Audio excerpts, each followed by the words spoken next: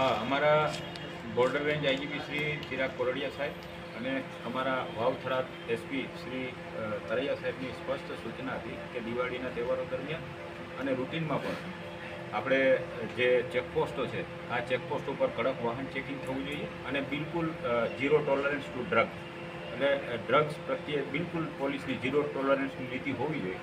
આવી સૂચના અને સ્પષ્ટ આદેશના અનુસંધાને અમારા જે વાવ-થરાદ જિલ્લાની તમામ જે ઇન્ટરનેશનલ મતલબ ચેકપોસ્ટ અને ઇન્ટરસ્ટેટ જે ચેકપોસ્ટ છે ચેકપોસ્ટ ઉપર અત્યારે સખત વાહન ચેકિંગ થઈ રહી છે. આ વાહન ચેકિંગ દરમિયાન ગઈકાલે અમે જાતેથી વાહન ચેકિંગ નહોતા, અમારી સાથે મારા જે ઇન્સ્પેક્ટર છે પટેલ એ પણ હતા ચેકિંગમાં. અમે ચેકિંગ કરી રહ્યા હતા દરમિયાન પંજાબ પાસિંગની વ્હીકલ ત્યાંથી આવે છે. આ વાહનનું ચેકિંગ કરતાં અમને એમાંથી એનડીપીએસ જે હેરોઇન અને અફીણ મળી આવે છે. આરોપીની પૂછપરછ કરવામાં આવે છે.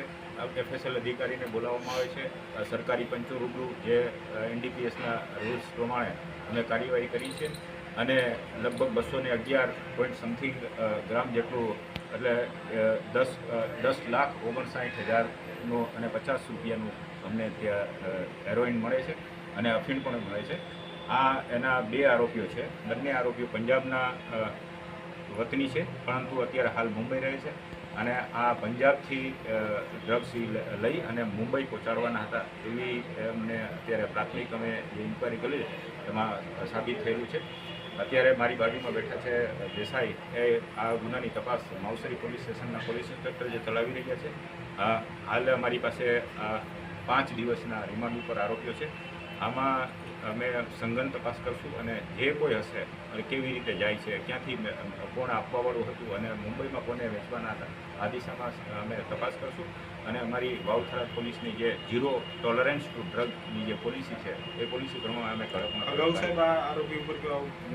અત્યારે અમે એમનું સર્ચ કરાવી રહ્યા છીએ. જેના વતની છે મુંબઈના અને પંજાબના વતની છે ત્યાંના જે અમારા મતલબ પોલીસ ડિપાર્ટમેન્ટમાં જે અમારી જે પોલીસ સ્ટેશન હોય એમના સાથે સંપર્કમાં રહી અને એનો કોઈ ગુનાહિત ઇતિહાસ છે કે કેમ આ દિશામાં અત્યારે પણ અમારી તપાસ ચાલે છે. એ દિશામાં અમે તપાસ કરશું અને જો કોઈ મતલબ હશે તો એ વધારે એમના વિરુદ્ધ સકંજો કસાશે.